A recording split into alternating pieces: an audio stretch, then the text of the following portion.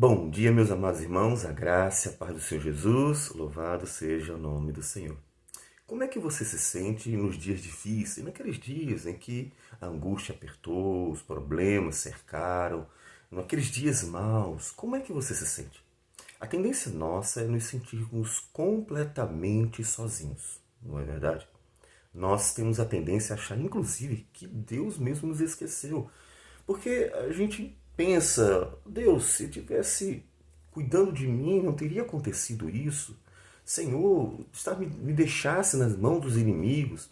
O Senhor está me deixando passar por esses problemas. Afinal, o Senhor é Deus. A nossa tendência é sempre questionar o amor de Deus, a presença de Deus em nossas vidas, quando os dias são maus, quando os dias são difíceis. Isso não é incomum na própria Bíblia. Nós agora vamos para o Salmo de número 10, em nossa meditação. E o versículo 1, ele diz assim: Por que, Senhor, te conservas longe e te escondes nas horas de tribulação? Observe que o salmista tem esse mesmo sentimento. Ele está vendo uma série de coisas ruins acontecerem, que nós vamos ver depois no Salmo, contando a arrogância, a avareza, a maldade dos homens ímpios, daqueles que desprezam a Deus. E ele vai contando, olha, parece que eles só se dão bem, só se dão bem, só se dão bem. Muito semelhante ao que a gente tem visto acontecer em nossos dias aqui no Brasil, relacionados à política. Os homens maus parece que só se dão bem e o povo vai se prejudicando. E ele, quando vai vendo essas coisas acontecer, ele questiona, mas Deus, por que o Senhor está longe? Por que o Senhor nos esqueceu? Por que o Senhor nos abandonou? Esse é o sentimento que ele tem por ver a maldade se proliferar. Observe que é o mesmo sentimento que você provavelmente já teve várias vezes quando coisas ruins passaram a acontecer na sua vida. Esse é o mesmo sentimento até que o Filho de Deus chegou a demonstrar, como nós vamos ver em Mateus capítulo 27, versículo de número 46. Por volta da hora nona, clamou Jesus em alta voz, dizendo: Ele está na cruz, ele foi crucificado, e então ele clama: Eli, Eli, lama sabachthani, o que quer dizer: Deus meu, por que me desamparaste? Veja que até o Filho de Deus, aquele que tinha conhecimento de todo o plano de Deus, na hora em que ele está na cruz, a sua sensação, o seu sentimento é de abandono. Até porque ali naquele momento Deus o entregou para sofrer por nós, para receber a ira divina em nosso lugar, para sofrer o castigo em nosso lugar. Portanto, toda essa sensação de abandono. Então não é incomum que nós tenhamos esse sentimento de abandono nos momentos maus. Lá em 2 Coríntios, capítulo 12, Paulo passou por um grande problema, um momento muito difícil. Ele diz que um mensageiro de Satanás foi enviado para o esbofetear. E ele ora a Deus, ele 3 vezes pede para que Deus o afastasse. Todavia, observe a resposta divina. A resposta divina é: a minha graça te basta, porque o poder se aperfeiçoa na fraqueza. Então observe que naquele momento em que você sente que Deus abandonou, você que verdadeiramente já entregou a vida a Jesus, você que verdadeiramente crê no Senhor Jesus, e diz assim, mas Deus, eu tenho andado contigo, mas Deus, eu estou andando com o Senhor e parece que o Senhor me abandonou, como Paulo, que teve aquela sensação de Deus, porque o Senhor me entregou a esse mensageiro de Satanás, um homem de Deus. Nesse momento, lembre-se que essa sensação não condiz com a verdade. Mas se você ainda não crê no Jesus, e você em muitos momentos da sua vida passa por lutas e problemas, e de repente diz, eu queria que Deus me ajudasse, eu apresento a você o caminho, Jesus Cristo. Porque em Jesus você realmente verá o Deus de graça e misericórdia poder acolher você. Porque é em Cristo que Deus vem ao nosso encontro graciosamente. Mas veja que Deus não havia abandonado Paulo.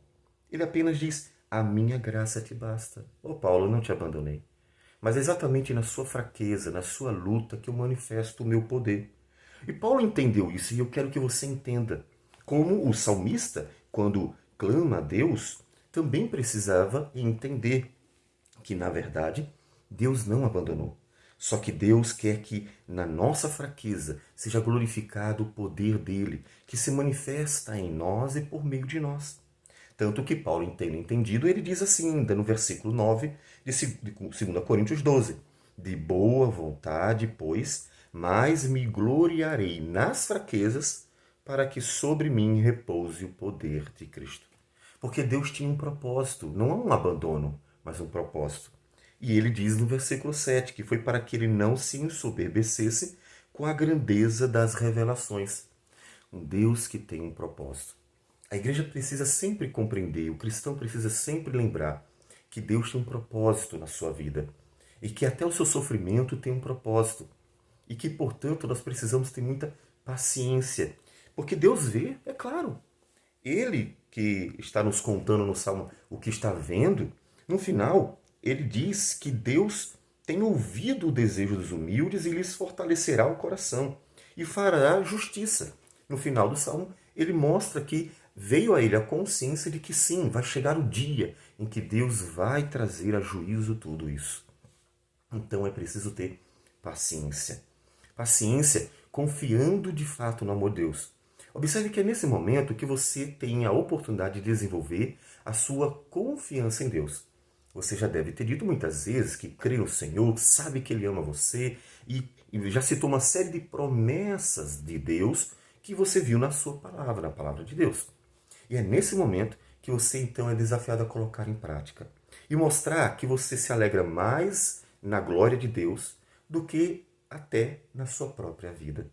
De tal modo que você, vendo que Deus está agindo na sua vida e por meio da sua vida para glorificar o nome dele, você poderá se alegrar como Paulo nas suas fraquezas.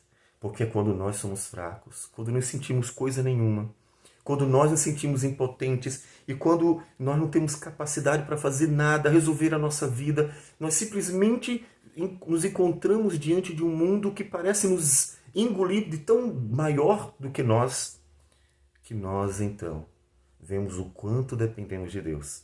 E nessa dependência, sempre orando e colocando a vida diante do Senhor, é que nós então somos instrumentos para Deus manifestar o seu poder.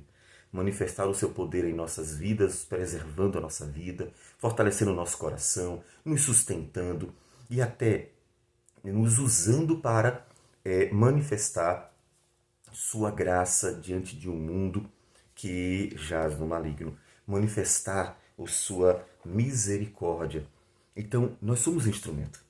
E é nesse momento, lembre-se também do que nos diz Paulo em Romanos capítulo 8, para que você jamais desanime, jamais. Paulo, no capítulo 8, versículo 31, ele falando, depois de ter falado de toda a obra de Cristo e lembrando outra vez a obra do Senhor em nossas vidas, tanto a de Cristo quanto a do Espírito Santo, no capítulo 8, ele diz: minha gente, diante de tudo isso, o que nós vamos dizer? Se Deus é por nós, quem será contra nós? Aquele que não poupou o seu próprio filho, antes o entregou por todos nós, porventura não nos dará graciosamente com ele todas as coisas? Se Deus não negou nem mesmo o seu filho, antes o entregou para sofrer e o próprio filho teve a sensação de abandono, será que Deus, que não poupou o seu filho, não estaria presente nos mais adversos momentos da nossa vida? Então, lembre-se nesses momentos que na nossa fraqueza Deus manifesta o seu poder e continue confiando, porque o Senhor ama o seu povo e jamais o abandona. Vamos orar. Obrigado, Senhor, por tua palavra graciosa, por teu amor. Obrigado por Jesus Cristo, nosso Senhor. Nos ajude a ser firmes nos dias maus e lembrar que é na nossa fraqueza que o Senhor manifesta o teu poder. Que o Senhor, ó Deus, receba a nossa adoração, nossa gratidão. E tudo em nome de Jesus. Amém, Senhor. Que Deus abençoe a todos e um bom dia.